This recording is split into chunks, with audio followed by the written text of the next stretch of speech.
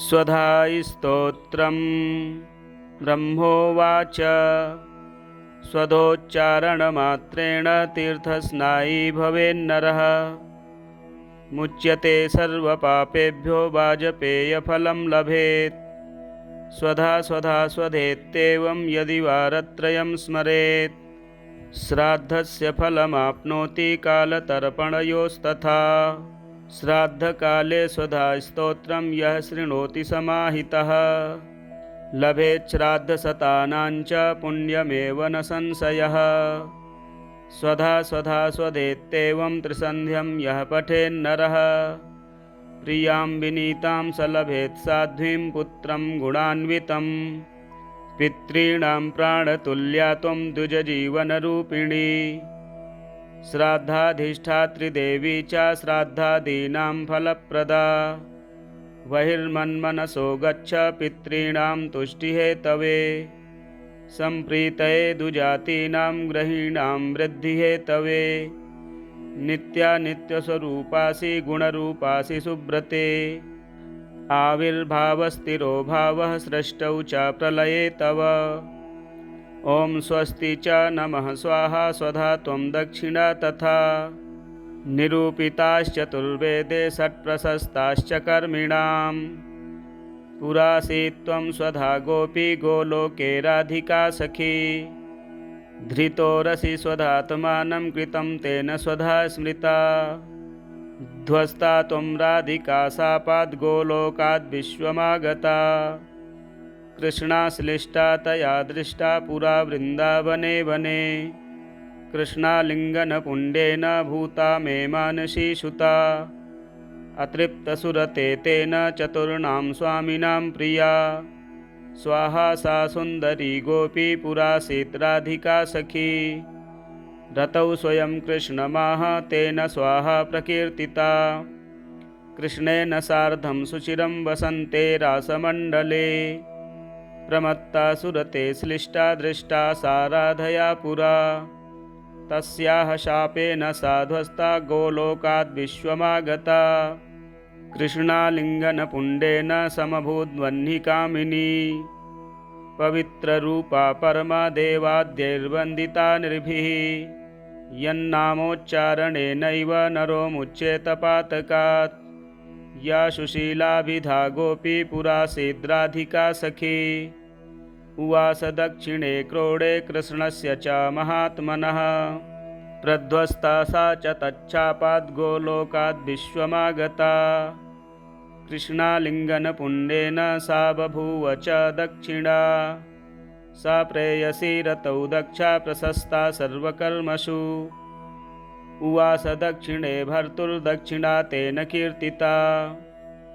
गोप्यो बभूवुस्तिस्रो वै स्वधा स्वाहा च दक्षिणा कर्मिणां कर्मपूर्णार्थं पुरा चैवेश्वरेच्छया।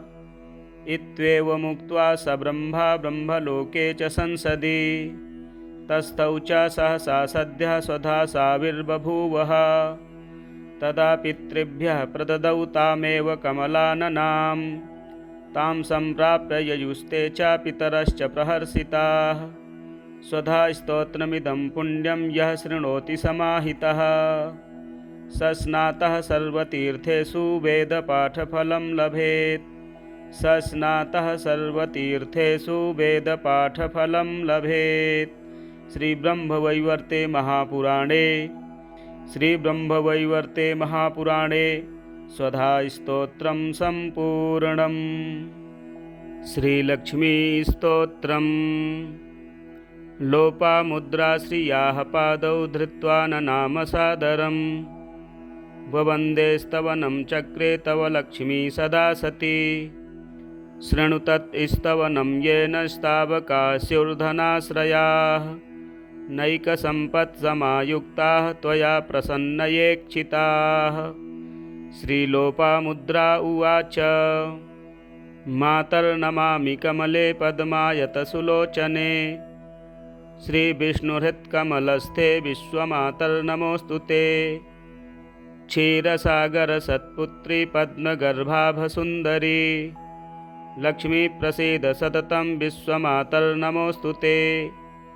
महेन्द्रसदने त्वं श्रीरुक्मिणी कृष्णभामिनी चन्द्रे ज्योत्सना प्रभा सूर्ये विश्वमातर्नमोऽस्तु ते स्मितानने जगद्धात्री शरण्ये सुखवर्धिनी जातवेदसि दहने विश्वमातर्नमोऽस्तु ते ब्रह्माणि त्वं सर्जनासि विष्णौ त्वं पोषिका सदा शिवौ संहारिका शक्तिः विश्वमातर्नमोऽस्तु ते त्वया शूरा गुणी विज्ञा धन्या मान्या कुलीनका कलाशीलकलापाढ्यै विश्वमातर्नमोऽस्तु ते त्वया गजस्तु रङ्गश्च स्त्रैणास्त्रीणां सरः सदः देवो गृहं कणः श्रेष्ठा विश्वमातर्नमोऽस्तु ते त्वया पक्षी पशुः शय्या रत्ने पृथिवी नरो वधूः श्रेष्ठा शुद्धा महालक्ष्मी विश्वमातर्नमोऽस्तु ते लक्ष्मी श्रीकमले पद्मे रमे पद्मोद्भवे सति अब्धिजे विष्णुपत्नी त्वं प्रसीद सततं प्रिये फलश्रुतिः इति स्तुता प्रसन्ना च श्रीरुवाच पतिव्रतां लोपामुद्रे मुने जाने वां यत हृत्तापकारणं सुचेतनं दुनोत्येव काशी विश्लेषजो नलः युवां वाराणसीं प्राप्य सिद्धिं प्रप्यसेप्सितां ये पठिष्यन्ति मत्स्तोत्रं तापदारिद्र्यनाशकम् इष्टसम्पत्प्रदं तेषां जयसन्ततिकारकं मम सान्निध्यदं बालग्रहाधिव्याधिनाशनं भविष्यति मम सारूप्यादिप्रमोक्षणं तथा भविष्यति मम सारूप्यादिप्रमोक्षणं तथा। श्रीलक्ष्मीनारायणसंहितायां श्रीलोपामुद्राकृतं श्रीलक्ष्मीस्तोत्रं सम्पूर्णम्। श्रीलक्ष्मीकवचं शुकं प्रति ब्रह्मोवाच महालक्ष्म्याः प्रवक्ष्यामि कवचं सर्वकामदं सर्वपापप्रशमनं दुष्टव्याधिविनाशनं ग्रहपीडाप्रशमनं ग्रहारिष्टप्रभञ्जनं दुष्टमृत्युप्रशमनं दुष्टदारिद्र्यनाशनं पुत्रपौत्रप्रजननं विवाहप्रदमिष्टदम् चौरारिहं च जपताम् अखिलेप्सितदायकम् सावधानमना भूत्वा शृणुत्वं सुखसत्तम अनेकजन्मसंसिद्धिलभ्यं मुक्तिफलप्रदं धनधान्यमहाराज्य सर्वसौभाग्यकल्पकं सकृत् स्मरणमात्रेण महालक्ष्मीः प्रसीदति क्षीराब्धिमध्ये पद्मानां कानने मणिमण्टपे तन्मध्ये सुस्थितां देवी मनीषा जनसेवितां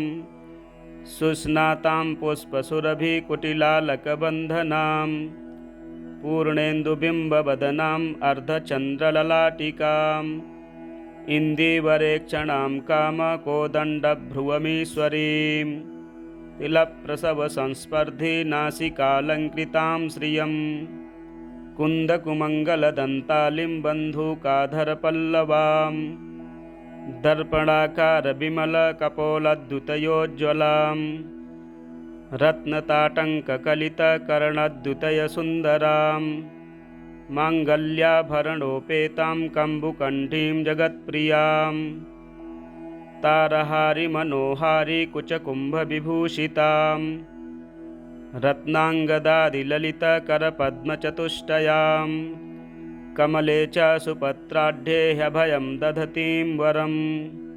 रोमराजिकलाचारुभगनाभितलोदरीं पत्तवस्त्रसमुद्भासि सुनीतम्बादिलक्षणां काञ्चनस्तम्भविभ्राजद्वरजानुरुशोभितां स्मरकाल्लिकागर्वहारिजम्भां हरिप्रियां कमठीपृष्ठसदृशपादाब्जां चन्द्रसन्निभां पङ्कजोदरलावण्यसुन्दराङ्घ्रितलां श्रियं सर्वाभरणसंयुक्तां सर्वलक्षणलक्षितां पितामहमहाप्रीतां नित्यतृप्तां हरिप्रियां नित्यं कारुण्यललितां कस्तूरीलेपिताङ्गिकां सर्वमन्त्रमयां लक्ष्मीं श्रुतिशास्त्रस्वरूपिणीं परब्रह्ममयां देवी पद्मनाभकुटुम्बिनीम् एवं ध्यात्वा महालक्ष्मीं पठेत् तत्कवचं परं ध्यानम् एकं न्यञ्चनतिक्षमं मम परं मध्ये विष्टरपुण्डरीकमभयं विन्यस्तहस्ताम्बुजम् त्वां पश्ये मनसेदुषीमनुकलं कारुण्यकूलं कसस्फारापाङ्गतरङ्गमम्बमधुरं मुग्धं मुखं बिभ्रतीम् अथ कवचं महालक्ष्मीः शिरः पातु ललाटं मम पङ्कजा कर्णे रक्षेद्रमा पातु नयने नलिनालया नासिकामवतादम्बा वाचं वाग्रूपिणी मम दन्तानवतु जिह्वां श्रीरधरोष्ठं हरिप्रिया चुबुकं पातु वरदा गलं गन्धर्वसेविता वक्षः कुक्षिं करौ पायुं पृष्ठमव्याद्रमा कटिमूरुद्वयं जानुजङ्घं पातु रमा मम सर्वाङ्गमिन्द्रियं प्राणान् पायादायासहारिणीं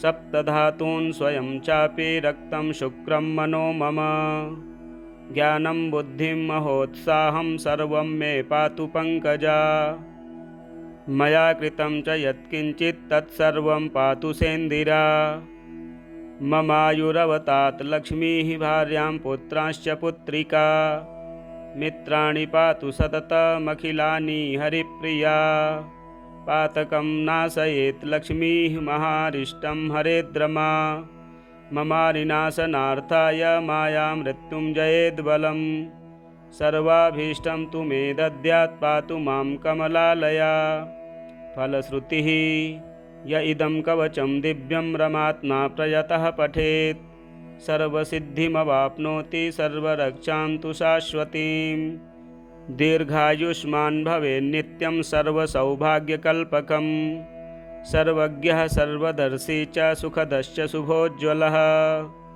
सुपुत्रो गोपतिः श्रीमान् भविष्यति न संशयः तद्गृहे न भवेद् ब्रह्मं दारिद्र्यदुरितादिकं नाग्निना दह्यते गेहं न चौराद्यैश्च पीड्यते भूतप्रेतपिशाचाद्याः सन्त्रस्ता यान्ति दूरतः लिखित्वा स्थापयेद्यत्र तत्र सिद्धिर्भवेद्ध्रुवम् नापमृत्युमवाप्नोति देहान्ते मुक्तिभाग् भवेत् आयुष्यं पौष्टिकं मेध्यं धान्यं दुःस्वप्ननाशनं प्रजाकरं पवित्रं च दुर्भिक्षर्ति विनाशनं चित्तप्रसादजननं महामृत्युप्रशान्तिदं महारोगज्वरहरं ब्रह्महत्यादिशोधनं महाधनप्रदं चैव पठितव्यं सुखार्थिभिः धनार्थी धनमाप्नोति विवाहार्थी लभेद्वधूं विद्यार्थी लभेद् विद्यां पुत्रार्थी गुणवत्सुतं राज्यार्थी राज्यमाप्नोति सत्यमुक्तं मया शुक एतद्देव्याः प्रसादेन शुकः कवचमाप्तवान् कवचानुग्रहेणैव सर्वान् कामान् वापसः कवचानुग्रहेणैव सर्वान् कामान् वापसः लक्ष्मीकवचं ब्रह्मस्तोत्रं सम्पूर्णम् स्वधास्तोत्रं ब्रह्मोवाच स्वधोच्चारणमात्रेण तीर्थस्नायी भवेन्नरः मुच्यते सर्वपापेभ्यो वाजपेयफलं लभेत् स्वधा स्वधा स्वधेत्येवं यदि वारत्रयं स्मरेत् श्राद्धस्य फलमाप्नोति कालतर्पणयोस्तथा श्राद्धकाले स्वधास्तोत्रं यः शृणोति समाहितः लभेत् श्राद्धशतानां च पुण्यमेव न संशयः स्वधा स्वधा स्वधेत्येवं त्रिसन्ध्यं यः पठेन्नरः प्रियां विनीतां स लभेत् साध्वीं पुत्रं गुणान्वितं पितॄणां प्राणतुल्या त्वं द्विजजीवनरूपिणी श्राद्धाधिष्ठात्रिदेवी च श्राद्धादीनां फलप्रदा। बहिर्मन्मनसो गच्छ पितॄणां तुष्टिहेतवे। सम्प्रीतये दुजातीनां ग्रहीणां वृद्धिहेतवे। नित्यानित्यस्वरूपासि गुणरूपासि सुब्रते। आविर्भावस्थिरो भावः सृष्टौ च प्रलये तव।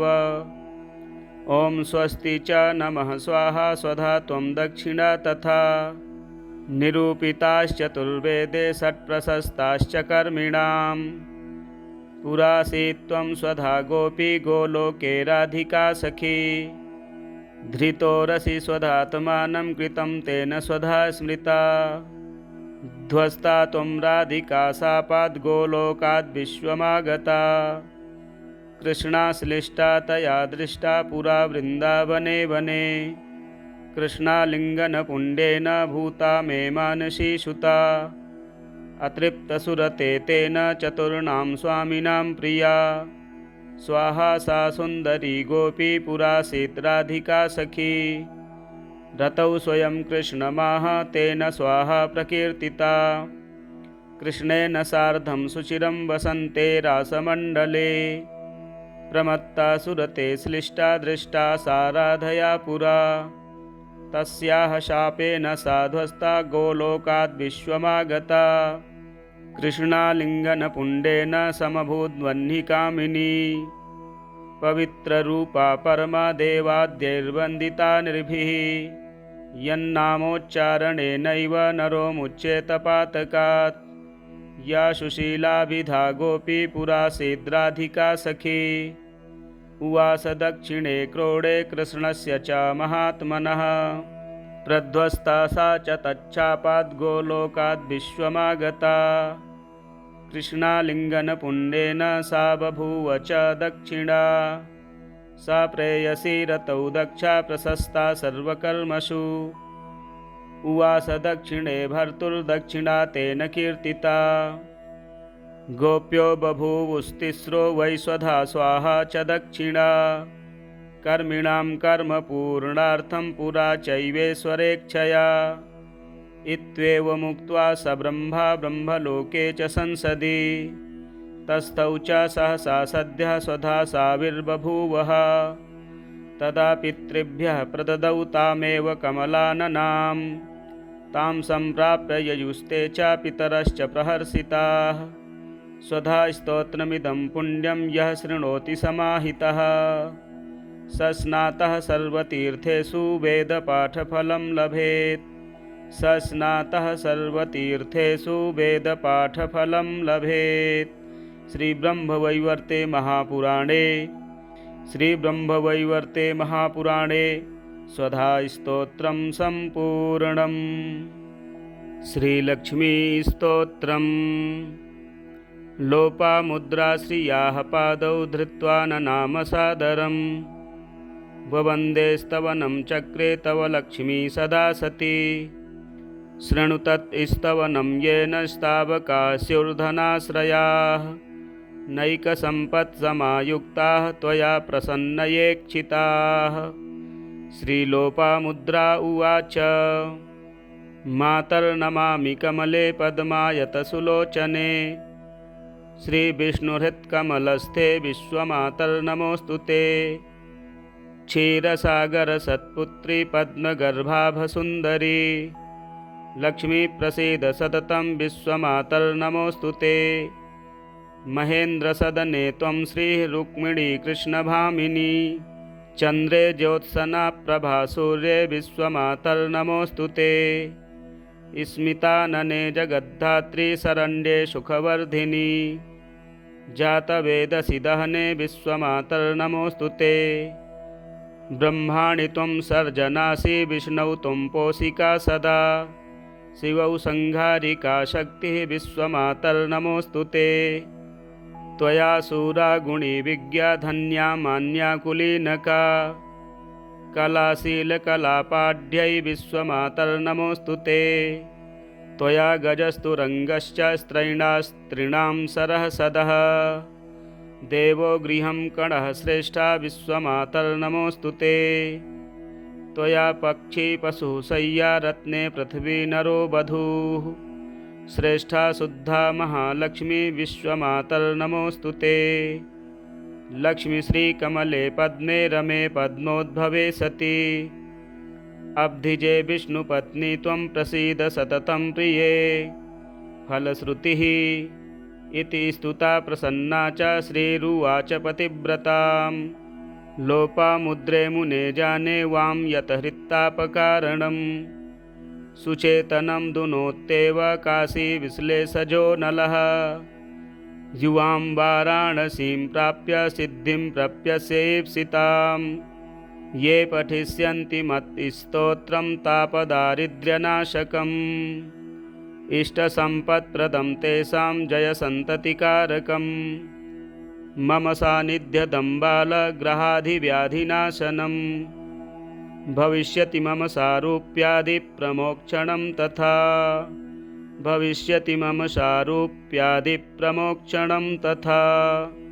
श्रीलक्ष्मीनारायणसंहितायां श्रीलोपामुद्राकृतं श्रीलक्ष्मीस्तोत्रं सम्पूर्णम्।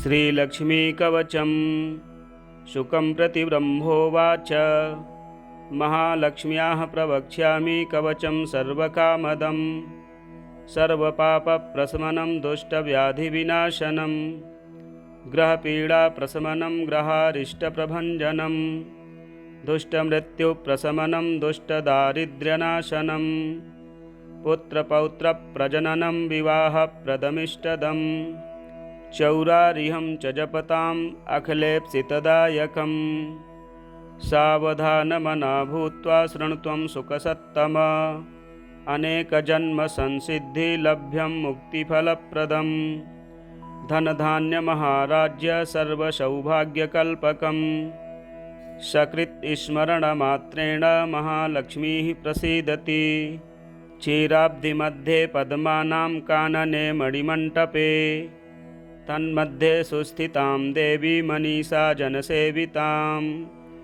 सुस्नातां पुष्पसुरभिकुटिलालकबन्धनां पूर्णेन्दुबिम्बवदनाम् अर्धचन्द्रललाटिकाम् इन्दीवरेक्षणां कामकोदण्डभ्रुवमीश्वरीं तिलप्रसवसंस्पर्धी नासिकालङ्कृतां श्रियं कुन्दकुमङ्गलदन्तालिं बन्धूकाधरपल्लवां दर्पणाकारविमलकपोलद्युतयोज्ज्वलां रत्नताटङ्ककलितकर्णद्युतयसुन्दरां माङ्गल्याभरणोपेतां कम्बुकण्ठीं जगत्प्रियां तारहारिमनोहारी कुचकुम्भविभूषितां रत्नाङ्गदादिललितकरपद्मचतुष्टयां कमले च सुपत्राढ्ये ह्यभयं दधतीं वरं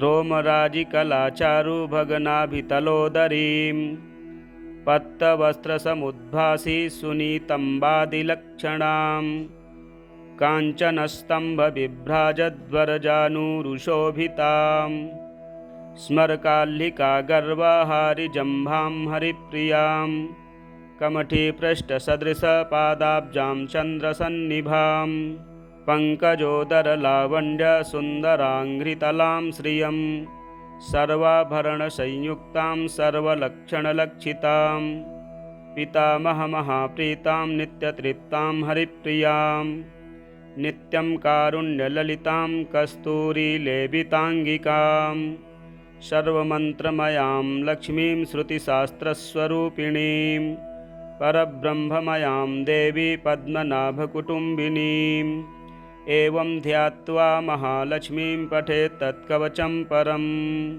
ध्यानम् एकं न्यञ्चनतिक्षमं मम परं मध्ये विष्टरपुण्डरीकमभयं विन्यस्तहस्ताम्बुजं त्वां पश्ये मनसेदुषीमनुकलं कारुण्यकूलं कसस् फारापाङ्गतरङ्गमम्बमधुरं मुग्धं मुखं बिभ्रतीम् अथ कवचं महालक्ष्मीः शिरः पातु ललाटं मम पङ्कजा कर्णे रक्षेद्रमा पातु नयने नलिनालया नासिकामवतादम्बा वाचं वाग्रूपिणी मम दन्ता नवतु जिह्वां श्रीरधरोष्ठं हरिप्रिया चुबुकं पातु वरदा गलं गन्धर्वसेविता वक्षः कुक्षिं करौ पायुं पृष्ठमव्याद्रमाश्वयं कटिमूरुद्वयं जानुजङ्घं पातु रमा मम सर्वाङ्गमिन्द्रियं प्राणान् पायादायासहारिणीं सप्तधातून् स्वयं चापि रक्तं शुक्रं मनो मम ज्ञानं बुद्धिं महोत्साहं सर्वं मे पातु पङ्कजा मया कृतं च यत्किञ्चित् तत्सर्वं पातु सेन्दिरा ममायुरवतात् लक्ष्मीः भार्यां पुत्रांश्च पुत्रिका मित्राणि पातु सततमखिलानि हरिप्रिया पातकं नाशयेत् लक्ष्मीः महारिष्टं हरेद्रमा ममारिनाशनार्थाय माया मृत्युञ्जयेद्बलं सर्वाभीष्टं तु मे दद्यात् पातु मां कमलालया फलश्रुतिः य इदं कवचं दिव्यं रमात्मा प्रयतः पठेत् सर्वसिद्धिमवाप्नोति सर्वरक्षां तु शाश्वतीं दीर्घायुष्मान् भवेन्नित्यं सर्वसौभाग्यकल्पकं सर्वज्ञः सर्वदर्शी च सुखदश्च शुभोज्ज्वलः सुपुत्रो गोपतिः श्रीमान् भविष्यति न संशयः तद्गृहे न भवेद् ब्रह्मं दारिद्र्यदुरितादिकं नाग्निना दह्यते गेहं न चौराद्यैश्च पीड्यते भूतप्रेतपिशाचाद्याः सन्त्रस्ता यान्ति दूरतः लिखित्वा स्थापयेद्यत्र तत्र सिद्धिर्भवेद्ध्रुवम् नापमृत्युमवाप्नोति देहान्ते मुक्तिभाग् भवेत् आयुष्यं पौष्टिकं मेध्यं धान्यं दुःस्वप्ननाशनं प्रजाकरं पवित्रं च दुर्भिक्षर्ति विनाशनं चित्तप्रसादजननं महामृत्युप्रशान्तिदं महारोगज्वरहरं ब्रह्महत्यादिशोधनं महाधनप्रदं चैव पठितव्यं सुखार्थिभिः धनार्थी धनमाप्नोति विवाहार्थी लभेद्वधूं विद्यार्थी लभेद् विद्यां पुत्रार्थी गुणवत्सुतं राज्यार्थी राज्यमाप्नोति सत्यमुक्तं मया शुक एतद्देव्याः प्रसादेन शुकः कवचमाप्तवान् कवचानुग्रहेणैव सर्वान् कामानवापसः कवचानुग्रहेणैव सर्वान् कामानवापसः लक्ष्मीकवचं ब्रह्मस्तोत्रं सम्पूर्णम् स्वधास्तोत्रं ब्रह्मोवाच स्वधोच्चारणमात्रेण तीर्थस्नायी भवेन्नरः मुच्यते सर्वपापेभ्यो वाजपेयफलं लभेत् स्वधा स्वधा स्वधेत्येवं यदि वारत्रयं स्मरेत् श्राद्धस्य फलमाप्नोति कालतर्पणयोस्तथा श्राद्धकाले स्वधा स्तोत्रं यः शृणोति समाहितः लभेत् श्राद्धशतानां च पुण्यमेव न संशयः स्वधा स्वधा स्वधेत्येवं त्रिसन्ध्यं यः पठेन्नरः प्रियां विनीतां स लभेत् साध्वीं पुत्रं गुणान्वितं पितॄणां प्राणतुल्या त्वं द्विजजीवनरूपिणी श्राद्धाधिष्ठात्री देवी च श्राद्धादीनां फलप्रदा बहिर्मन्मनसो गच्छ पितॄणां तुष्टिहेतवे सम्प्रीतये दुजातीनां ग्रहीणां वृद्धिहेतवे नित्यानित्यस्वरूपासि गुणरूपासि सुब्रते आविर्भावस्थिरो भावः सृष्टौ च प्रलये तव ॐ स्वस्ति च नमः स्वाहा स्वधा त्वं दक्षिणा तथा निरूपिताश्चतुर्वेदे षट्प्रशस्ताश्च कर्मिणां पुरासीत्त्वं स्वधा गोपी गोलोके राधिका सखी धृतोरसि स्वधात्मानं कृतं तेन स्वधा स्मृता ध्वस्ता त्वं राधिका शापाद् गोलोकाद् विश्वमागता कृष्णाश्लिष्टा तया दृष्टा पुरा वृन्दावने वने। कृष्णालिङ्गनपुण्डेन भूता मे मानसी सुता। अतृप्तसुरते तेन चतुर्णां स्वामिनां प्रिया। स्वाहा सा सुन्दरी गोपी पुरासीत् राधिका सखी। रतौ स्वयं कृष्णमाह तेन स्वाहा प्रकीर्तिता। कृष्णेन सार्धं सुचिरं वसन्ते रासमण्डले। प्रमत्ता सुरते श्लिष्टा दृष्टा सा राधया पुरा। तस्याः शापेन साध्वस्ता गोलोकाद् विश्वमागता। कृष्णालिङ्गनपुण्डेन समभूद्वह्निकामिनी। पवित्ररूपा परमा देवाद्यैर्वन्दिता नृभिः।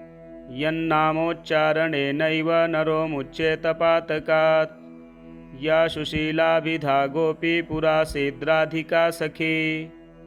उवास दक्षिणे क्रोडे कृष्णस्य च महात्मनः। प्रध्वस्ता सा च तच्छापाद् गोलोकाद् विश्वमागता। कृष्णालिङ्गनपुण्डेन सा बभूव च दक्षिणा। सा प्रेयसी रतौ दक्षा प्रशस्ता सर्वकर्मसु। उवास दक्षिणे भर्तुर्दक्षिणा तेन कीर्तिता। गोप्यो बभूवुस्तिस्रो वैश्वधा स्वाहा च दक्षिणा। कर्मिणां कर्मपूर्णार्थं पुरा चैवेश्वरेच्छया। इत्येवमुक्त्वा स ब्रह्मा ब्रह्मलोके च संसदि। तस्थौ च सहसा सद्यः स्वधा साविर्बभूवः। तदा पितृभ्यः प्रददौ तामेव कमलाननां। तां सम्प्राप्य ययुस्ते च पितरश्च प्रहर्षिताः। स्वधा स्तोत्रमिदं पुण्यं यः शृणोति समाहितः। स स्नातः सर्वतीर्थेषु वेदपाठफलं लभेत्। स स्नातः सर्वतीर्थेषु वेदपाठफलं लभेत्। श्रीब्रह्मवैवर्ते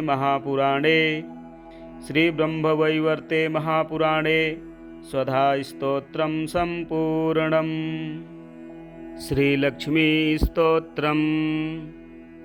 लोपामुद्रा श्रियाः पादौ धृत्वा ननाम सादरम्। ववन्दे स्तवनं चक्रे तव लक्ष्मी सदा सती।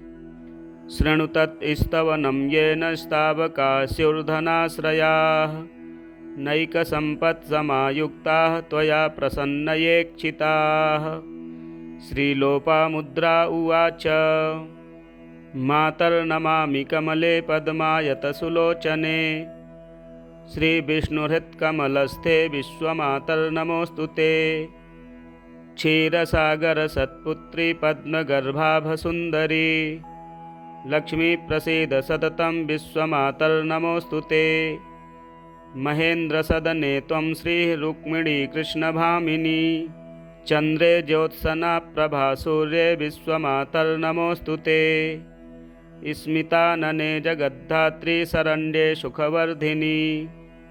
जातवेदसि दहने विश्वमातर्नमोऽस्तु ते। ब्रह्माणि त्वं सर्जनासि विष्णौ त्वं पोषिका सदा। शिवौ संहारिका शक्तिः विश्वमातर्नमोऽस्तु ते। त्वया शूरा गुणी विज्ञा धन्या मान्या कुलीनका। कलाशीलकलापाढ्यै विश्वमातर्नमोऽस्तु ते। त्वया गजस्तुरङ्गश्च स्त्रैणास्त्रीणां सरःसदः। देवो गृहं कणः श्रेष्ठा विश्वमातर्नमोऽस्तु ते। त्वया पक्षी पशुः शय्या रत्ने पृथिवी नरो वधूः। श्रेष्ठा शुद्धा महालक्ष्मी विश्वमातर्नमोऽस्तु ते। लक्ष्मी श्रीकमले पद्मे रमे पद्मोद्भवे सति। अब्धिजे विष्णुपत्नी त्वं प्रसीद सततं प्रिये। फलश्रुतिः इति स्तुता प्रसन्ना च श्रीरुवाच पतिव्रतां। लोपामुद्रे मुने जाने वां यत हृत्तापकारणं। सुचेतनं दुनोत्येव काशी विश्लेषजो नलः। युवां वाराणसीं प्राप्य सिद्धिं प्रप्यसेप्सितां। ये पठिष्यन्ति मत्स्तोत्रं तापदारिद्र्यनाशकम्। इष्टसम्पत्प्रदं तेषां जयसन्ततिकारकम्। मम सान्निध्यदं बालग्रहाधिव्याधिनाशनं भविष्यति मम सारूप्यादिप्रमोक्षणं तथा भविष्यति मम सारूप्यादिप्रमोक्षणं तथा। श्रीलक्ष्मीनारायण संहितायां श्रीलोपामुद्राकृतं श्रीलक्ष्मीस्तोत्रं सम्पूर्णम्। श्रीलक्ष्मीकवचं शुकं प्रति ब्रह्मोवाच महालक्ष्म्याः प्रवक्ष्यामि कवचं सर्वकामदं सर्वपापप्रशमनं दुष्टव्याधिविनाशनं ग्रहपीडाप्रशमनं ग्रहारिष्टप्रभञ्जनं दुष्टमृत्युप्रशमनं दुष्टदारिद्र्यनाशनं पुत्रपौत्रप्रजननं विवाहप्रदमिष्टदम् चौरारिहं च जपताम् अखिलेप्सितदायकम् सावधानमना भूत्वा शृणुत्वं सुखसत्तम अनेकजन्मसंसिद्धिलभ्यं मुक्तिफलप्रदं धनधान्यमहाराज्य सर्वसौभाग्यकल्पकं सकृत् स्मरणमात्रेण महालक्ष्मीः प्रसीदति क्षीराब्धिमध्ये पद्मानां कानने मणिमण्टपे तन्मध्ये सुस्थितां देवी मनीषा जनसेवितां सुस्नातां पुष्पसुरभिकुटिलालकबन्धनां पूर्णेन्दुबिम्बवदनाम् अर्धचन्द्रललाटिकाम् इन्दीवरेक्षणां कामकोदण्डभ्रुवमीश्वरीं तिलप्रसवसंस्पर्धी नासिकालङ्कृतां श्रियं कुन्दकुमङ्गलदन्तालिं बन्धूकाधरपल्लवां दर्पणाकारविमलकपोलद्युतयोज्ज्वलां रत्नताटङ्ककलितकर्णद्युतयसुन्दरां माङ्गल्याभरणोपेतां कम्बुकण्ठीं जगत्प्रियां तारहारिमनोहारी कुचकुम्भविभूषितां रत्नाङ्गदादिललितकरपद्मचतुष्टयां कमले च सुपत्राढ्ये ह्यभयं दधतीं वरं रोमराजिकलाचारुभगनाभितलोदरीं पत्तवस्त्रसमुद्भासि सुनीतम्बादिलक्षणां काञ्चनस्तम्भविभ्राजद्वरजानुरुशोभितां स्मरकाल्लिकागर्वहारिजम्भां हरिप्रियां कमठीपृष्ठसदृशपादाब्जां चन्द्रसन्निभां पङ्कजोदरलावण्यसुन्दराङ्घ्रितलां श्रियं सर्वाभरणसंयुक्तां सर्वलक्षणलक्षितां पितामहमहाप्रीतां नित्यतृप्तां हरिप्रियां नित्यं कारुण्यललितां कस्तूरीलेपिताङ्गिकां सर्वमन्त्रमयां लक्ष्मीं श्रुतिशास्त्रस्वरूपिणीं परब्रह्ममयां देवी पद्मनाभकुटुम्बिनीम् एवं ध्यात्वा महालक्ष्मीं पठेत् तत्कवचं परं ध्यानम् एकं न्यञ्चनतिक्षमं मम परं मध्ये विष्टरपुण्डरीकमभयं विन्यस्तहस्ताम्बुजं त्वां पश्ये मनसेदुषीमनुकलं कारुण्यकूलं कसस्फारापाङ्गतरङ्गमम्बमधुरं मुग्धं मुखं बिभ्रतीम् अथ कवचं महालक्ष्मीः शिरः पातु ललाटं मम पङ्कजा कर्णे रक्षेद्रमा पातु नयने नलिनालया नासिकामवतादम्बा वाचं वाग्रूपिणी मम दन्तानवतु जिह्वां श्रीरधरोष्ठं हरिप्रिया चुबुकं पातु वरदा गलं गन्धर्वसेविता वक्षः कुक्षिं करौ पायुं पृष्ठमव्याद्रमाश्वयं कटिमूरुद्वयं जानुजङ्घं पातु रमा मम सर्वाङ्गमिन्द्रियं प्राणान् पायादायासहारिणीं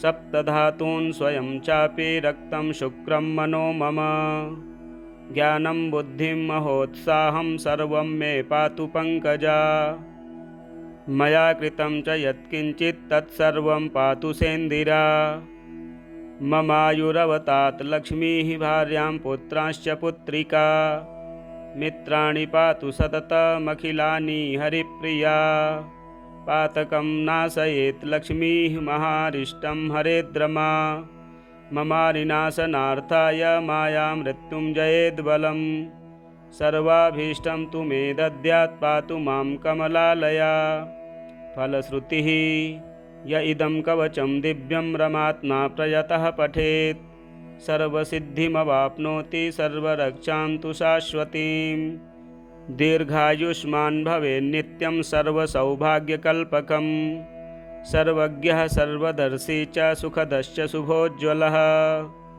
सुपुत्रो गोपतिः श्रीमान् भविष्यति न संशयः तद्गृहे न भवेद् ब्रह्मं दारिद्र्यदुरितादिकं नाग्निना दह्यते गेहं न चौराद्यैश्च पीड्यते भूतप्रेतपिशाचाद्याः सन्त्रस्ता यान्ति दूरतः लिखित्वा स्थापयेद्यत्र तत्र सिद्धिर्भवेद्ध्रुवम् नापमृत्युमवाप्नोति देहान्ते मुक्तिभाग् भवेत् आयुष्यं पौष्टिकं मेध्यं धान्यं दुःस्वप्ननाशनं प्रजाकरं पवित्रं च दुर्भिक्षर्ति विनाशनं चित्तप्रसादजननं महामृत्युप्रशान्तिदं महारोगज्वरहरं ब्रह्महत्यादिशोधनं महाधनप्रदं चैव पठितव्यं सुखार्थिभिः धनार्थी धनमाप्नोति विवाहार्थी लभेद् वधूं विद्यार्थी लभेद् विद्यां पुत्रार्थी गुणवत्सुतं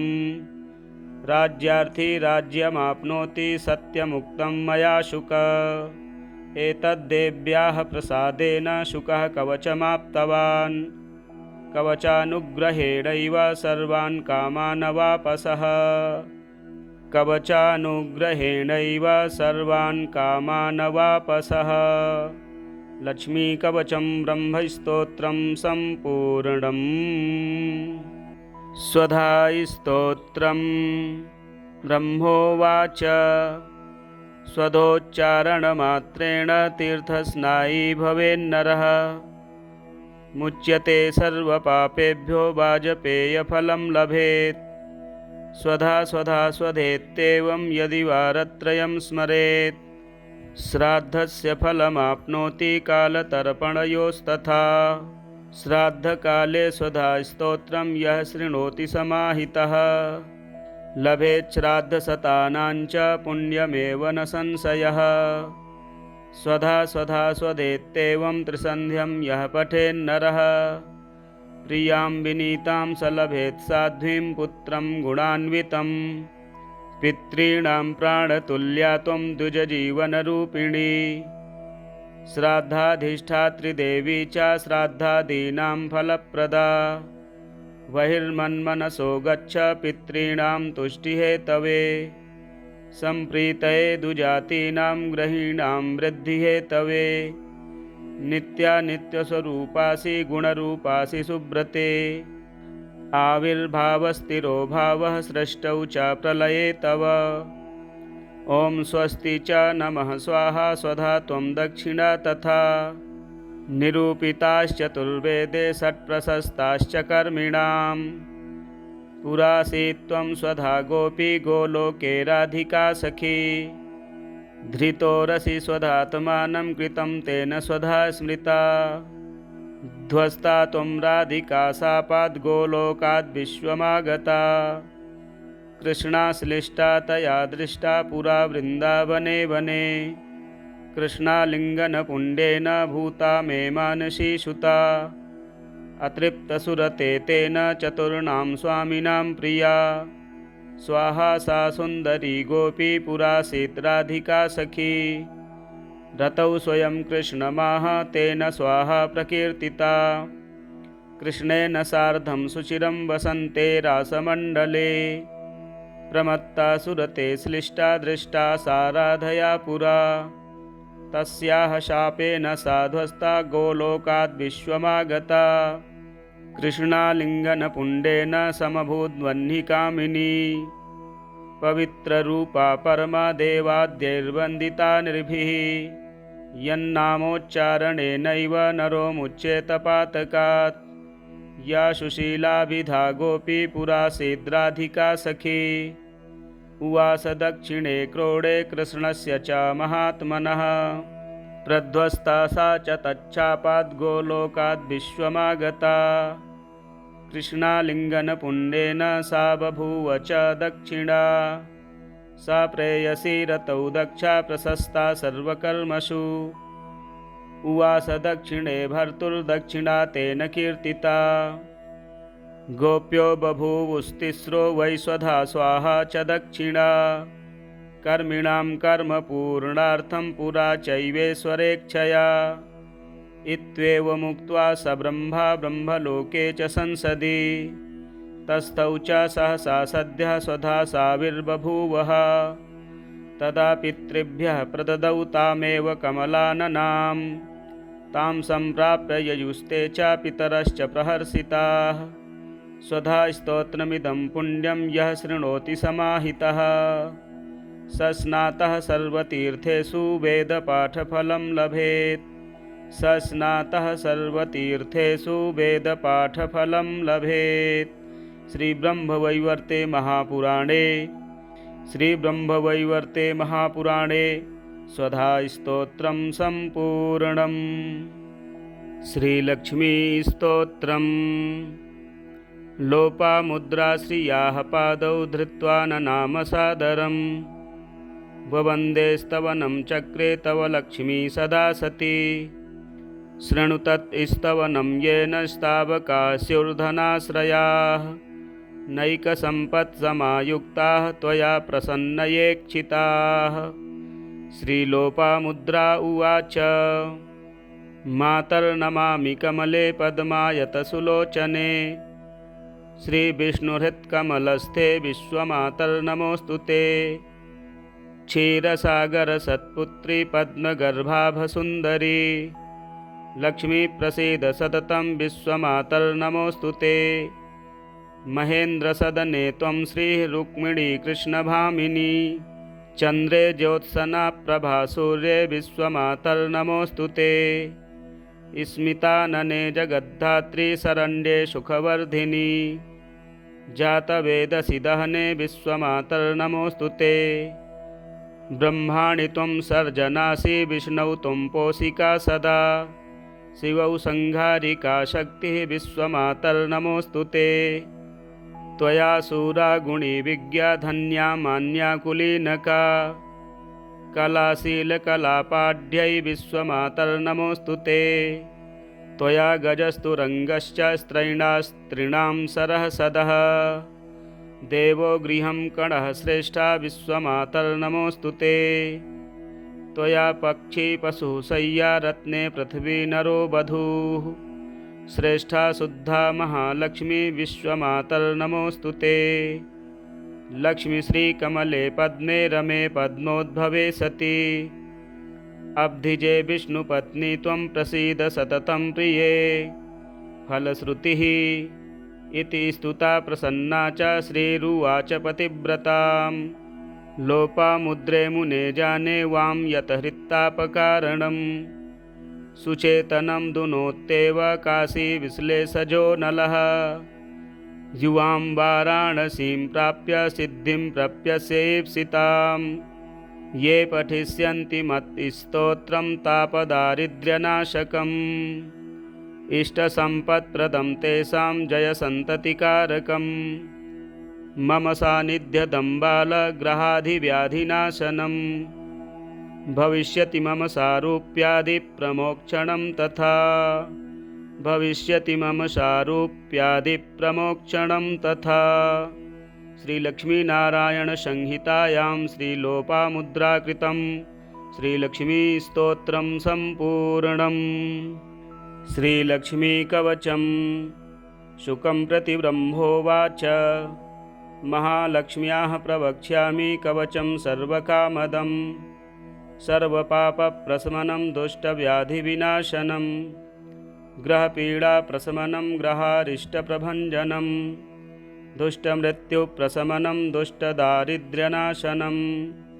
पुत्रपौत्रप्रजननं विवाहप्रदमिष्टदम् चौरारिहं च जपताम् अखिलेप्सितदायकम् सावधानमना भूत्वा शृणुत्वं सुखसत्तम अनेकजन्मसंसिद्धिलभ्यं मुक्तिफलप्रदम् धनधान्यमहाराज्य सर्वसौभाग्यकल्पकम् सकृत् स्मरणमात्रेण महालक्ष्मीः प्रसीदति क्षीराब्धिमध्ये पद्मानां कानने मणिमण्टपे तन्मध्ये सुस्थितां देवी मनीषा जनसेवितां सुस्नातां पुष्पसुरभिकुटिलालकबन्धनां पूर्णेन्दुबिम्बवदनाम् अर्धचन्द्रललाटिकाम् इन्दीवरेक्षणां कामकोदण्डभ्रुवमीश्वरीं तिलप्रसवसंस्पर्धिनासिकालङ्कृतां श्रियं कुन्दकुमङ्गलदन्तालिं बन्धूकाधरपल्लवां दर्पणाकारविमलकपोलद्युतयोज्ज्वलां रत्नताटङ्ककलितकर्णद्युतयसुन्दरां माङ्गल्याभरणोपेतां कम्बुकण्ठीं जगत्प्रियां तारहारिमनोहारी कुचकुम्भविभूषितां रत्नाङ्गदादिललितकरपद्मचतुष्टयां कमले च सुपत्राढ्ये ह्यभयं दधतीं वरं रोमराजिकलाचारुभगनाभितलोदरीं पत्तवस्त्रसमुद्भासि सुनीतम्बादिलक्षणां काञ्चनस्तम्भविभ्राजद्वरजानुरुशोभितां स्मरकाल्लिकागर्वहारिजम्भां हरिप्रियां कमठीपृष्ठसदृशपादाब्जां चन्द्रसन्निभां पङ्कजोदरलावण्यसुन्दराङ्घ्रितलां श्रियं सर्वाभरणसंयुक्तां सर्वलक्षणलक्षितां पितामहमहाप्रीतां नित्यतृप्तां हरिप्रियां नित्यं कारुण्यललितां कस्तूरीलेपिताङ्गिकां सर्वमन्त्रमयां लक्ष्मीं श्रुतिशास्त्रस्वरूपिणीं परब्रह्ममयां देवी पद्मनाभकुटुम्बिनीम् एवं ध्यात्वा महालक्ष्मीं पठेत् तत्कवचं परं ध्यानम् एकं न्यञ्चनतिक्षमं मम परं मध्ये विष्टरपुण्डरीकमभयं विन्यस्तहस्ताम्बुजं त्वां पश्ये मनसेदुषीमनुकलं कारुण्यकूलं कसस् फारापाङ्गतरङ्गमम्बमधुरं मुग्धं मुखं बिभ्रतीम् अथ कवचं महालक्ष्मीः शिरः पातु ललाटं मम पङ्कजा कर्णे रक्षेद्रमा पातु नयने नलिनालया नासिकामवतादम्बा वाचं वाग्रूपिणी मम दन्ता नवतु जिह्वां श्रीरधरोष्ठं हरिप्रिया चुबुकं पातु वरदागलं गन्धर्वसेविता वक्षः कुक्षिं करौ पायुं पृष्ठमव्याद्रमाश्वयं कटिमूरुद्वयं जानुजङ्घं पातु रमा मम सर्वाङ्गमिन्द्रियं प्राणान् पायादायासहारिणीं सप्तधातून् स्वयं चापि रक्तं शुक्रं मनो मम ज्ञानं बुद्धिं महोत्साहं सर्वं मे पातु पङ्कजा मया कृतं च यत्किञ्चित् तत्सर्वं पातु सेन्दिरा ममायुरवतात् लक्ष्मीः भार्यां पुत्रांश्च पुत्रिका मित्राणि पातु सततमखिलानि हरिप्रिया पातकं नाशयेत् लक्ष्मीः महारिष्टं हरेद्रमा ममारिनाशनार्थाय माया मृत्युञ्जयेद्बलं सर्वाभीष्टं तु मे दद्यात् पातु मां कमलालया फलश्रुतिः य इदं कवचं दिव्यं रमात्मा प्रयतः पठेत् सर्वसिद्धिमवाप्नोति सर्वरक्षां तु शाश्वतीं दीर्घायुष्मान् भवेन्नित्यं सर्वसौभाग्यकल्पकं सर्वज्ञः सर्वदर्शी च सुखदश्च शुभोज्ज्वलः सुपुत्रो गोपतिः श्रीमान् भविष्यति न संशयः तद्गृहे न भवेद् ब्रह्मं दारिद्र्यदुरितादिकं नाग्निना दह्यते गेहं न चौराद्यैश्च पीड्यते भूतप्रेतपिशाचाद्याः सन्त्रस्ता यान्ति दूरतः लिखित्वा स्थापयेद्यत्र तत्र सिद्धिर्भवेत् ध्रुवम् नापमृत्युमवाप्नोति देहान्ते मुक्तिभाग् भवेत् आयुष्यं पौष्टिकं मेध्यं धान्यं दुःस्वप्ननाशनं प्रजाकरं पवित्रं च दुर्भिक्षर्ति विनाशनं चित्तप्रसादजननं महामृत्युप्रशान्तिदं महारोगज्वरहरं ब्रह्महत्यादिशोधनं महाधनप्रदं चैव पठितव्यं सुखार्थिभिः धनार्थी धनमाप्नोति विवाहार्थी लभेद् वधूं विद्यार्थी लभेद् विद्यां पुत्रार्थी गुणवत्सुतं राज्यार्थी राज्यमाप्नोति सत्यमुक्तं मया शुक एतद्देव्याः प्रसादेन शुकः कवचमाप्तवान् कवचानुग्रहेणैव सर्वान् कामान् अवापसः कवचानुग्रहेणैव सर्वान् कामान् अवापसः लक्ष्मीकवचं ब्रह्मस्तोत्रं सम्पूर्णम्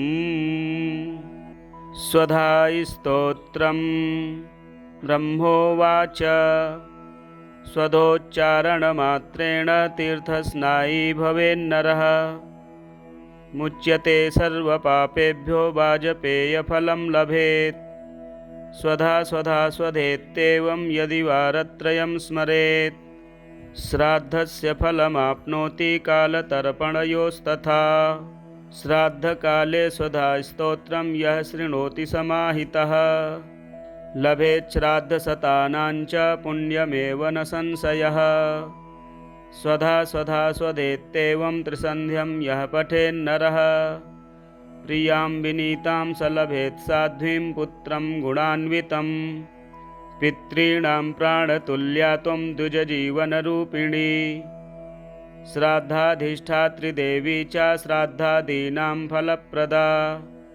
बहिर्मन्मनसो गच्छ पितॄणां तुष्टिहेतवे सम्प्रीतये दुजातीनां ग्रहीणां वृद्धिहेतवे नित्यानित्यस्वरूपासि गुणरूपासि सुब्रते आविर्भावस्थिरो भावः सृष्टौ च प्रलये तव ॐ स्वस्ति च नमः स्वाहा स्वधा त्वं दक्षिणा तथा निरूपिताश्चतुर्वेदे षट्प्रशस्ताश्च कर्मिणां पुरासीत्त्वं स्वधा गोपी गोलोके राधिका सखी धृतोरसि स्वधात्मानं कृतं तेन स्वधा स्मृता ध्वस्ता त्वं राधिका शापाद् गोलोकाद् विश्वमागता कृष्णाश्लिष्टा तया दृष्टा पुरा वृन्दावने वने कृष्णालिङ्गनपुण्डेन भूता मे मानसी सुता अतृप्तसुरते तेन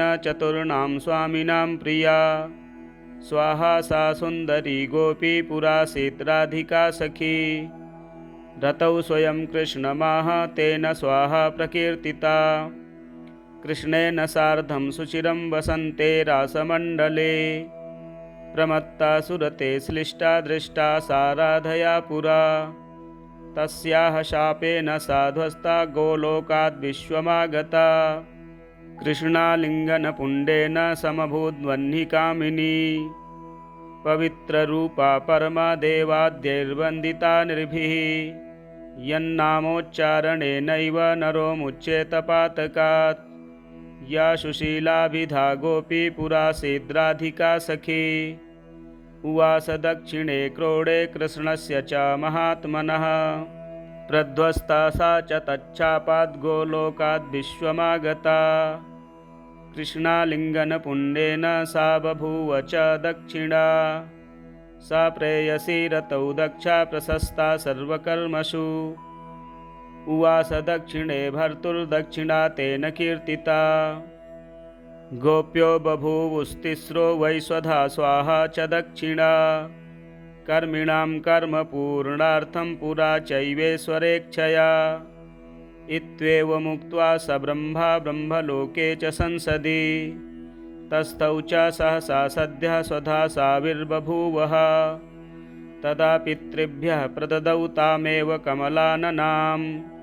तां सम्प्राप्य ययुस्ते च पितरश्च प्रहर्षिताः। स्वधा स्तोत्रमिदं पुण्यं यः शृणोति समाहितः। स स्नातः सर्वतीर्थेषु वेदपाठफलं लभेत्।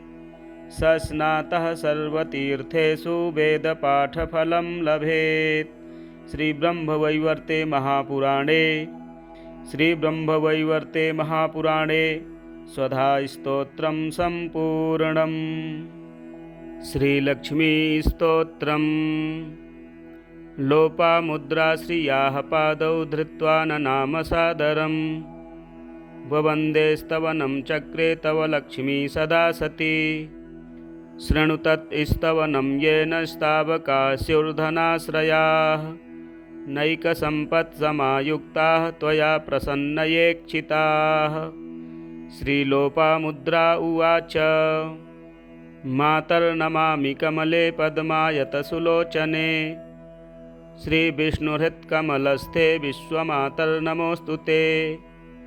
क्षीरसागरसत्पुत्री पद्मगर्भाभसुन्दरी। लक्ष्मीप्रसीद सततं विश्वमातर्नमोऽस्तु ते। महेन्द्रसदने त्वं श्रीरुक्मिणी कृष्णभामिनी। चन्द्रे ज्योत्सना प्रभा सूर्ये विश्वमातर्नमोऽस्तु ते। स्मितानने जगद्धात्री शरण्ये सुखवर्धिनी। जातवेदसि दहने विश्वमातर्नमोऽस्तु ते।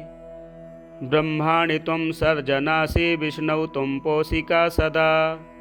शिवौ संहारिका शक्तिः विश्वमातर्नमोऽस्तु ते। त्वया शूरा गुणी विज्ञा धन्या मान्या कुलीनका।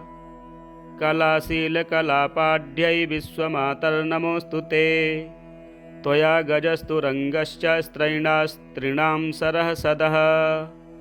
देवो गृहं कणः श्रेष्ठा विश्वमातर्नमोऽस्तु ते। त्वया पक्षी पशुः शय्या रत्ने पृथिवी नरो वधूः। श्रेष्ठा शुद्धा महालक्ष्मी विश्वमातर्नमोऽस्तु ते। लक्ष्मी श्रीकमले पद्मे रमे पद्मोद्भवे सति। अब्धिजे विष्णुपत्नी त्वं प्रसीद सततं प्रिये। फलश्रुतिः इति स्तुता प्रसन्ना च श्रीरुवाच पतिव्रतां। लोपामुद्रे मुने जाने वां यतहृत्तापकारणम्। सुचेतनं दुनोत्येव काशी विश्लेषजो नलः। युवां वाराणसीं प्राप्य सिद्धिं प्रप्यसेप्सितां। ये पठिष्यन्ति मत्स्तोत्रं तापदारिद्र्यनाशकम्। इष्टसम्पत्प्रदं तेषां जयसन्ततिकारकम्। मम सान्निध्यदं बालग्रहाधिव्याधिनाशनम्। भविष्यति मम सारूप्यादिप्रमोक्षणं तथा। भविष्यति मम सारूप्यादिप्रमोक्षणं तथा। श्रीलक्ष्मीनारायणसंहितायां श्रीलोपामुद्राकृतं श्रीलक्ष्मीस्तोत्रं सम्पूर्णम्। श्रीलक्ष्मीकवचं। शुकं प्रति ब्रह्मोवाच। महालक्ष्म्याः प्रवक्ष्यामि कवचं सर्वकामदं। सर्वपापप्रशमनं दुष्टव्याधिविनाशनं। ग्रहपीडाप्रशमनं ग्रहारिष्टप्रभञ्जनं। दुष्टमृत्युप्रशमनं दुष्टदारिद्र्यनाशनं। पुत्रपौत्रप्रजननं विवाहप्रदमिष्टदम्। चौरारिहं च जपताम् अखिलेप्सितदायकम्। सावधानमना भूत्वा शृणु त्वं सुखसत्तम। अनेकजन्मसंसिद्धिलभ्यं मुक्तिफलप्रदम्।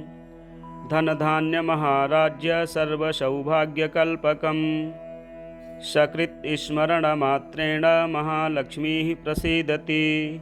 क्षीराब्धिमध्ये पद्मानां कानने मणिमण्टपे। तन्मध्ये सुस्थितां देवी मनीषा जनसेवितां। सुस्नातां पुष्पसुरभिकुटिलालकबन्धनां। पूर्णेन्दुबिम्बवदनाम् अर्धचन्द्रललाटिकाम्। इन्दीवरेक्षणां कामकोदण्डभ्रुवमीश्वरीम्। तिलप्रसवसंस्पर्धी नासिकालङ्कृतां श्रियं कुन्दकुमङ्गलदन्तालिं बन्धूकाधरपल्लवां दर्पणाकारविमलकपोलद्युतयोज्ज्वलां रत्नताटङ्ककलितकर्णद्युतयसुन्दरां माङ्गल्याभरणोपेतां कम्बुकण्ठीं जगत्प्रियां तारहारि मनोहारि कुचकुम्भविभूषितां रत्नाङ्गदादिललितकरपद्मचतुष्टयां कमले च सुपत्राढ्ये ह्यभयं दधतीं वरं रोमराजिकलाचारुभगनाभितलोदरीं पत्तवस्त्रसमुद्भासि सुनीतम्बादिलक्षणां काञ्चनस्तम्भविभ्राजद्वरजानुरुशोभितां स्मरकाल्लिकागर्वहारिजम्भां हरिप्रियां कमठीपृष्ठसदृशपादाब्जां चन्द्रसन्निभां पङ्कजोदरलावण्यसुन्दराङ्घ्रितलां श्रियं सर्वाभरणसंयुक्तां सर्वलक्षणलक्षितां पितामहमहाप्रीतां नित्यतृप्तां हरिप्रियां नित्यं कारुण्यललितां कस्तूरीलेपिताङ्गिकां सर्वमन्त्रमयां लक्ष्मीं श्रुतिशास्त्रस्वरूपिणीं परब्रह्ममयां देवी पद्मनाभकुटुम्बिनीम् एवं ध्यात्वा महालक्ष्मीं पठेत् तत्कवचं परं ध्यानम् एकं न्यञ्चनतिक्षमं मम परं मध्ये विष्टरपुण्डरीकमभयं विन्यस्तहस्ताम्बुजं त्वां पश्ये मनसेदुषीमनुकलं कारुण्यकूलं कसस्फारापाङ्गतरङ्गमम्बमधुरं मुग्धं मुखं बिभ्रतीम् अथ कवचं महालक्ष्मीः शिरः पातु ललाटं मम पङ्कजा कर्णे रक्षेद्रमा पातु नयने नलिनालया नासिकामवतादम्बा वाचं वाग्रूपिणी मम दन्तानवतु जिह्वां श्रीरधरोष्ठं हरिप्रिया चुबुकं पातु वरदा गलं गन्धर्वसेविता वक्षः कुक्षिं करौ पायुं पृष्ठमव्याद्रमाश्वयं कटिमूरुद्वयं जानुजङ्घं पातु रमा मम सर्वाङ्गमिन्द्रियं प्राणान् पायादायासहारिणीं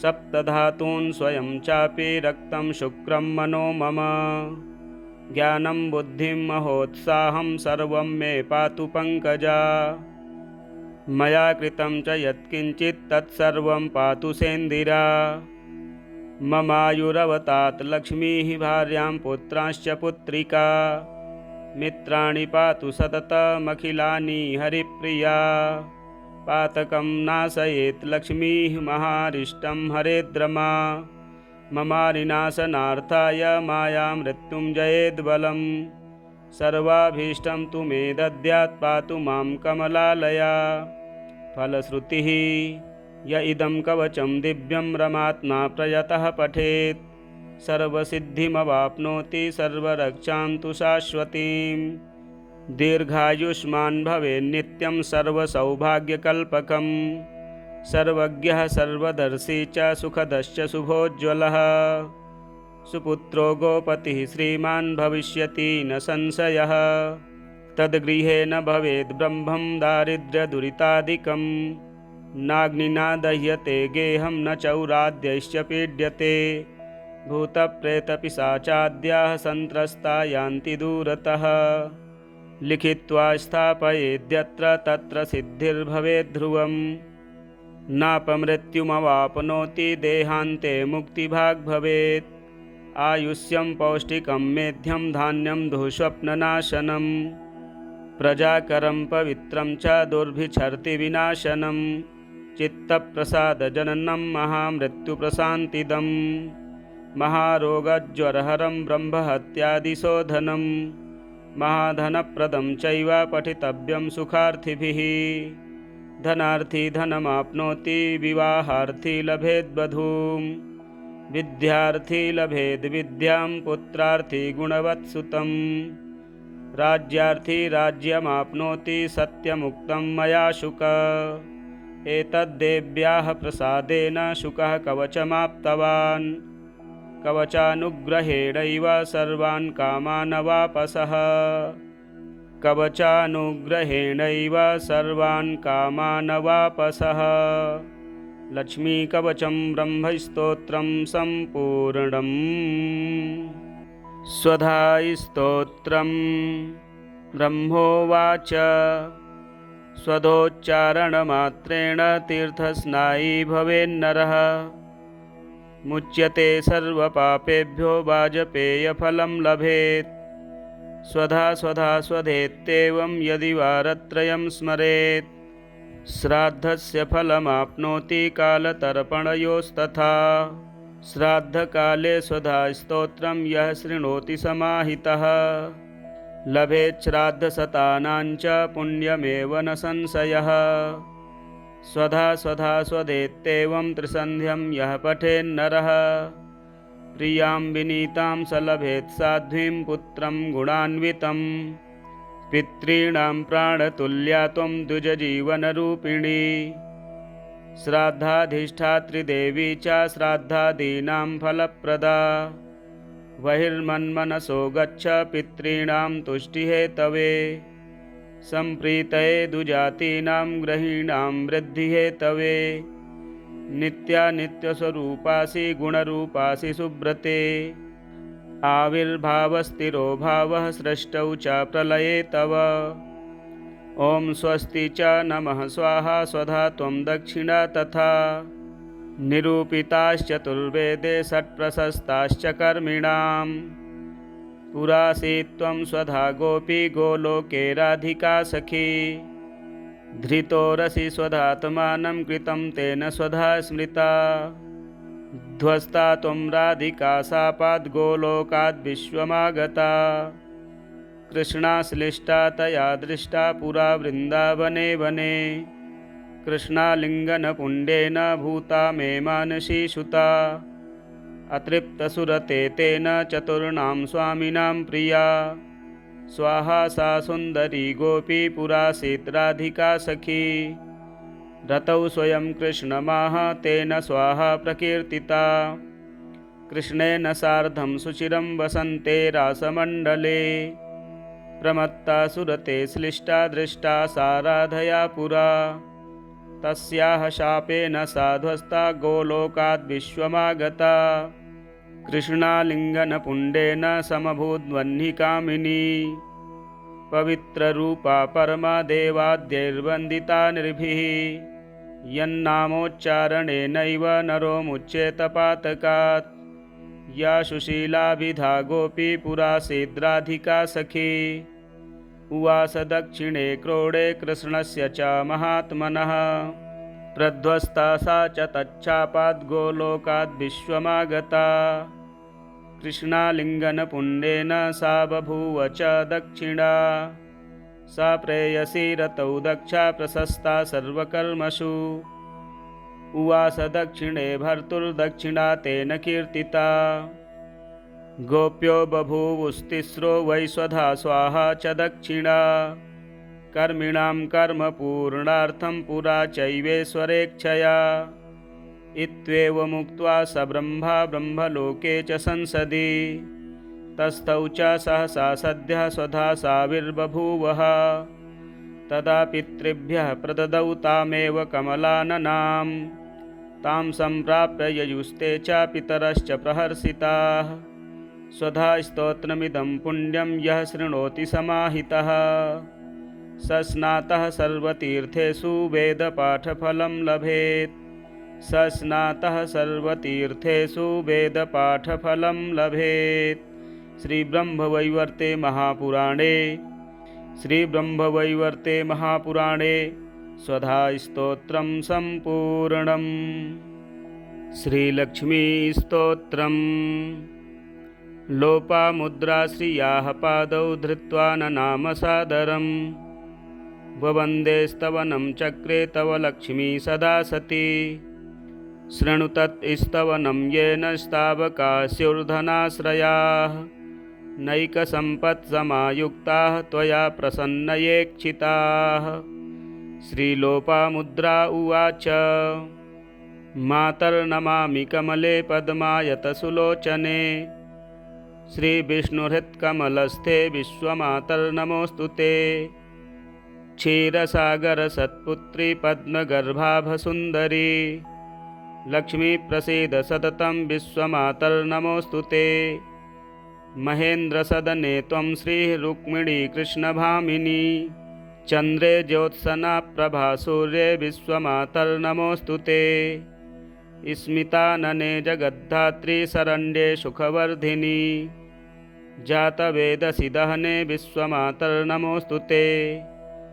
ब्रह्माणि त्वं सर्जनासि विष्णौ त्वं पोषिका सदा शिवौ संहारिका शक्तिः विश्वमातर्नमोऽस्तु ते। त्वया शूरा गुणी विज्ञा धन्या मान्या कुलीनका कलाशीलकलापाढ्यै विश्वमातर्नमोऽस्तु ते। त्वया गजस्तु रङ्गश्च स्त्रैणास्त्रीणां सरः सदः देवो गृहं कणः श्रेष्ठा विश्वमातर्नमोऽस्तु ते। त्वया पक्षी पशुः शय्या रत्ने पृथिवी नरो वधूः श्रेष्ठा शुद्धा महालक्ष्मी विश्वमातर्नमोऽस्तु ते। लक्ष्मीश्रीकमले पद्मे रमे पद्मोद्भवे सति अब्धिजे विष्णुपत्नी त्वं प्रसीद सततं प्रिये।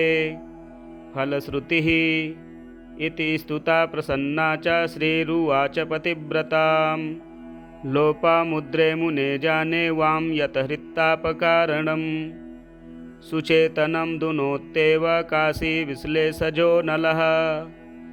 युवां वाराणसीं प्राप्य सिद्धिं प्रप्यसेप्सितां ये पठिष्यन्ति मत्स्तोत्रं तापदारिद्र्यनाशकम् इष्टसम्पत्प्रदं तेषां जयसन्ततिकारकं मम सान्निध्यदं बालग्रहाधिव्याधिनाशनं भविष्यति मम सारूप्यादिप्रमोक्षणं तथा भविष्यति मम सारूप्यादिप्रमोक्षणं तथा। श्रीलक्ष्मीनारायणसंहितायां श्रीलोपामुद्राकृतं श्रीलक्ष्मीस्तोत्रं सम्पूर्णम्। श्रीलक्ष्मीकवचं शुकं प्रति ब्रह्मोवाच महालक्ष्म्याः प्रवक्ष्यामि कवचं सर्वकामदं सर्वपापप्रशमनं दुष्टव्याधिविनाशनं ग्रहपीडाप्रशमनं ग्रहारिष्टप्रभञ्जनं दुष्टमृत्युप्रशमनं दुष्टदारिद्र्यनाशनं पुत्रपौत्रप्रजननं विवाहप्रदमिष्टदं चौरारिहं च जपताम् अखिलेप्सितदायकं सावधानमना भूत्वा शृणुत्वं सुखसत्तम अनेकजन्मसंसिद्धिलभ्यं मुक्तिफलप्रदं धनधान्यमहाराज्य सर्वसौभाग्यकल्पकं सकृत् स्मरणमात्रेण महालक्ष्मीः प्रसीदति। क्षीराब्धिमध्ये पद्मानां कानने मणिमण्टपे तन्मध्ये सुस्थितां देवी मनीषा जनसेवितां सुस्नातां पुष्पसुरभिकुटिलालकबन्धनां पूर्णेन्दुबिम्बवदनाम् अर्धचन्द्रललाटिकाम् इन्दीवरेक्षणां कामकोदण्डभ्रुवमीश्वरीं तिलप्रसवसंस्पर्धी नासिकालङ्कृतां श्रियं कुन्दकुमङ्गलदन्तालिं बन्धूकाधरपल्लवां दर्पणाकारविमलकपोलद्युतयोज्ज्वलां रत्नताटङ्ककलितकर्णद्युतयसुन्दरां माङ्गल्याभरणोपेतां कम्बुकण्ठीं जगत्प्रियां तारहारिमनोहारी कुचकुम्भविभूषितां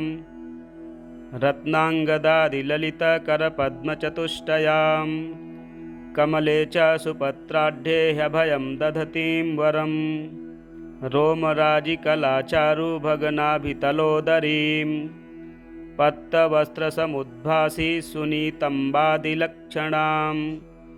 काञ्चनस्तम्भबिभ्राजद्वरजानुरुशोभिताम् स्मरकाल्लिकागर्वहारिजम्भां हरिप्रियां कमठीपृष्ठसदृशपादाब्जां चन्द्रसन्निभां पङ्कजोदरलावण्यसुन्दराङ्घ्रितलां श्रियं सर्वाभरणसंयुक्तां सर्वलक्षणलक्षितां पितामहमहाप्रीतां नित्यतृप्तां हरिप्रियां नित्यं कारुण्यललितां कस्तूरीलेपिताङ्गिकां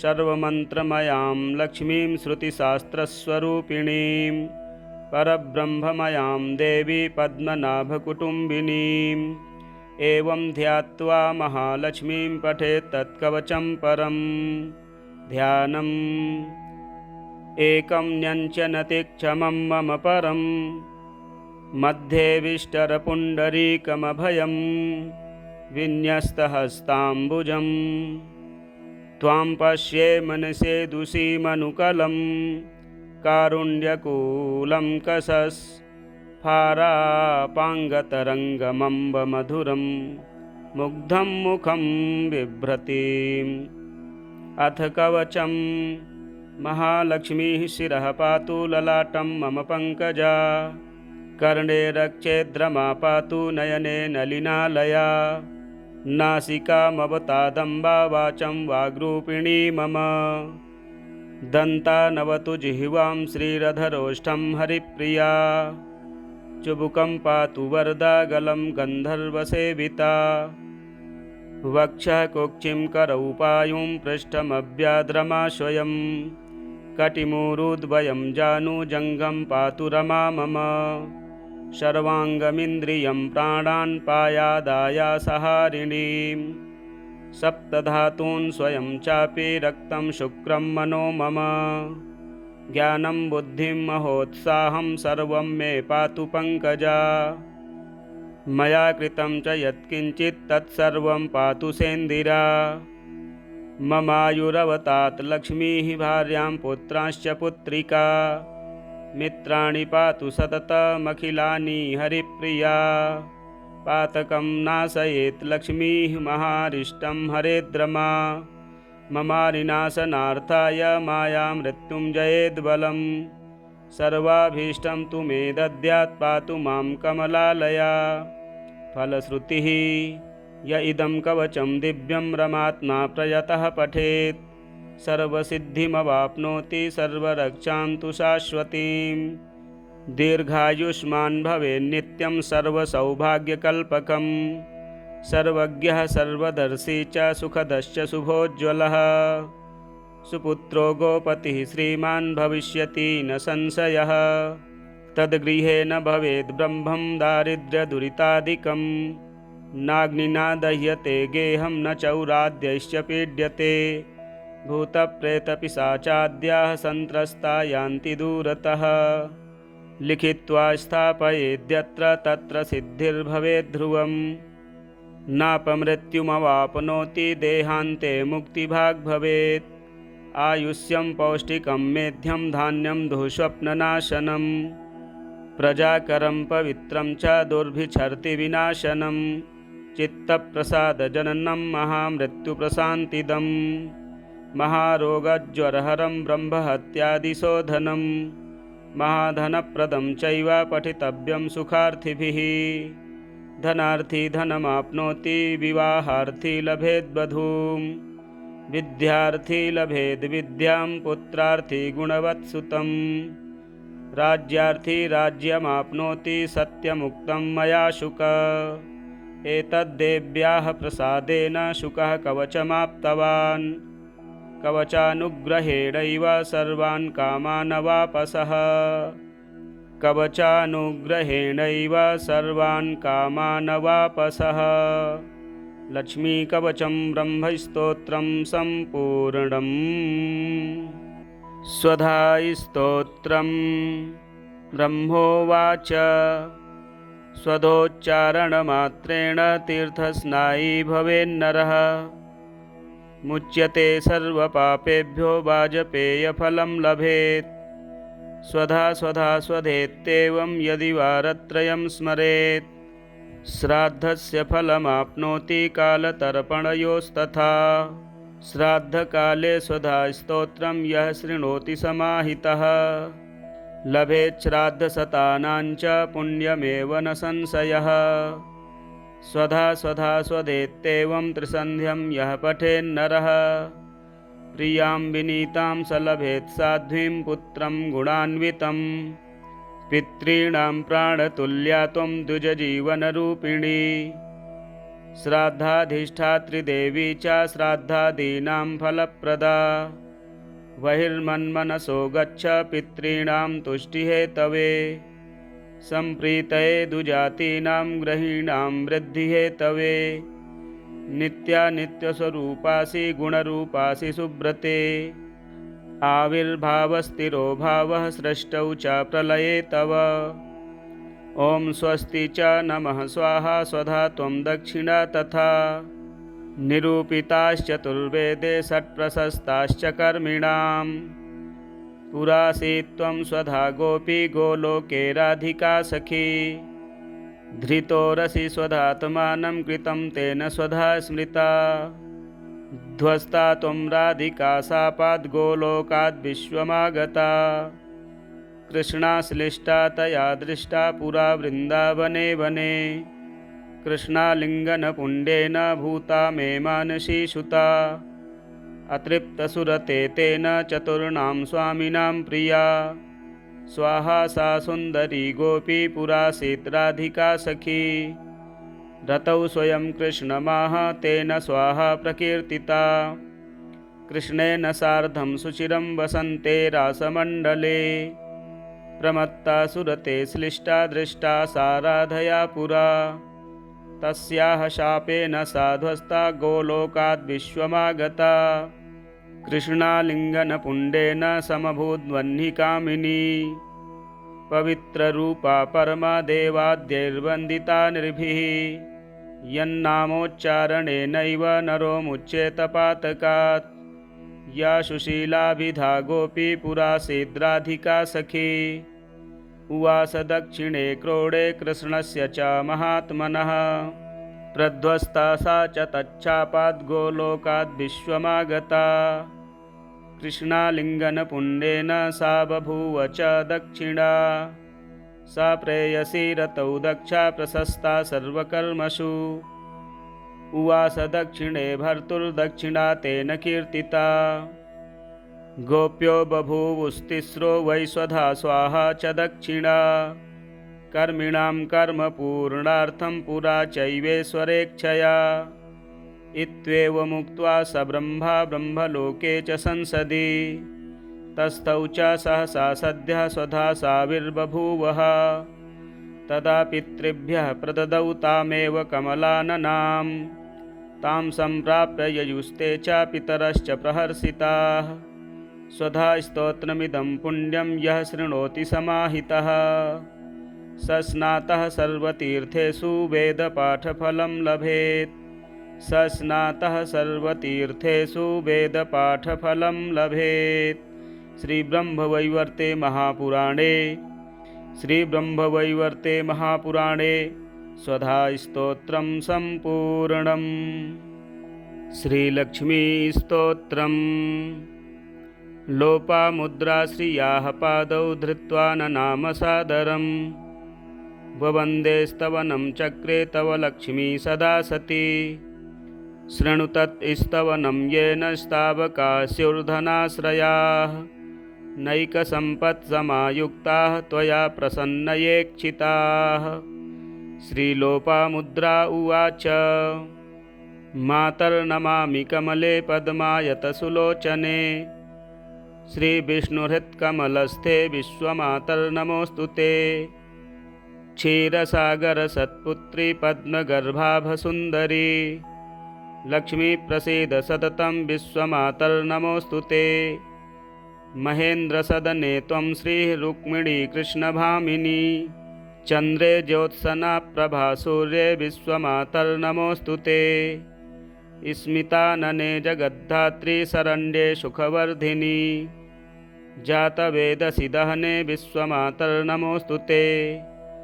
ब्रह्माणि त्वं सर्जनासि विष्णौ त्वं पोषिका सदा शिवौ संहारिका शक्तिः विश्वमातर्नमोऽस्तु ते त्वया शूरा गुणी विज्ञा धन्या मान्या कुलीनका कलाशीलकलापाढ्यै विश्वमातर्नमोऽस्तु ते त्वया गजस्तु रङ्गश्च स्त्रैणास्त्रीणां सरः सदः देवो गृहं कणः श्रेष्ठा विश्वमातर्नमोऽस्तु ते त्वया पक्षी पशुः शय्या रत्ने पृथिवी नरो वधूः श्रेष्ठा शुद्धा महालक्ष्मी विश्वमातर्नमोऽस्तु ते लक्ष्मी श्रीकमले पद्मे रमे पद्मोद्भवे सति अब्धिजे विष्णुपत्नी त्वं प्रसीद सततं प्रिये फलश्रुतिः इति स्तुता प्रसन्ना च श्रीरुवाच पतिव्रतां लोपामुद्रे मुने जाने वां यत हृत्तापकारणं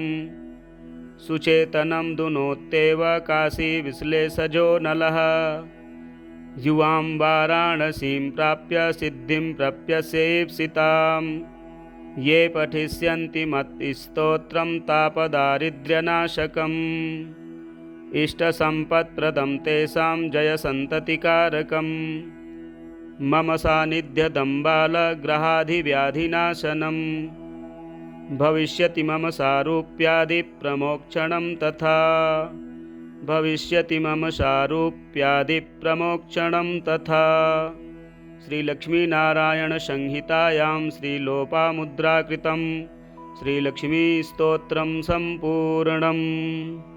श्रीलक्ष्मीकवचं शुकं प्रति ब्रह्मोवाच महालक्ष्म्याः प्रवक्ष्यामि कवचं सर्वकामदं सर्वपापप्रशमनं दुष्टव्याधिविनाशनं ग्रहपीडाप्रशमनं ग्रहारिष्टप्रभञ्जनं दुष्टमृत्युप्रशमनं दुष्टदारिद्र्यनाशनं पुत्रपौत्रप्रजननं विवाहप्रदमिष्टदम् चौरारिहं च जपताम् अखिलेप्सितदायकम् सावधानमना भूत्वा शृणुत्वं सुखसत्तम अनेकजन्मसंसिद्धिलभ्यं मुक्तिफलप्रदं धनधान्यमहाराज्य सर्वसौभाग्यकल्पकं सकृत् स्मरणमात्रेण महालक्ष्मीः प्रसीदति क्षीराब्धिमध्ये पद्मानां कानने मणिमण्टपे तन्मध्ये सुस्थितां देवी मनीषा जनसेवितां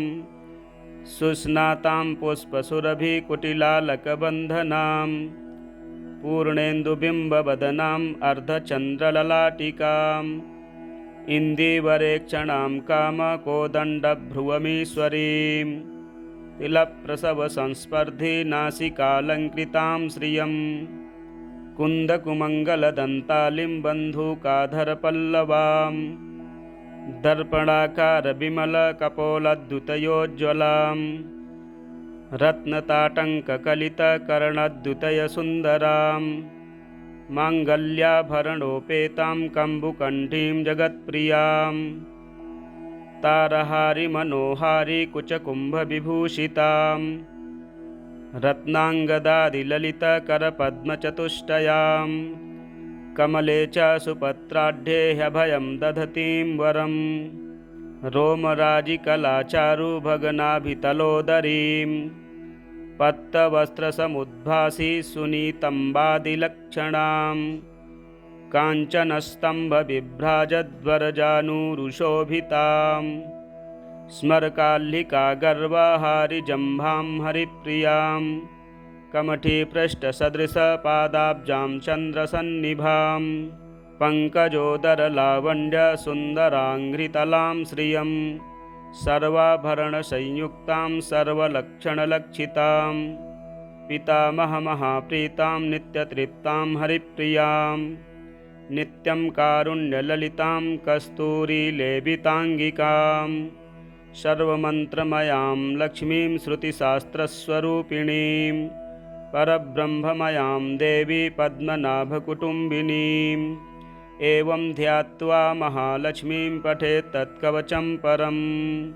ध्यानम् एकं न्यञ्चनति क्षमं मम परं मध्ये विष्टरपुण्डरीकमभयं विन्यस्तहस्ताम्बुजं त्वां पश्ये मनसेदुषीमनुकलं कारुण्यकूलं कसस्फारापाङ्गतरङ्गमम्बमधुरं मुग्धं मुखं बिभ्रतीम् अथ कवचं महालक्ष्मीः शिरः पातु ललाटं मम पङ्कजा कर्णे रक्षेद्रमा पातु नयने नलिनालया नासिकामवतादम्बा वाचं वाग्रूपिणी मम दन्तानवतु जिह्वां श्रीरधरोष्ठं हरिप्रिया चुबुकं पातु वरदा गलं गन्धर्वसेविता वक्षः कुक्षिं करौ पायुं पृष्ठमव्याद्रमा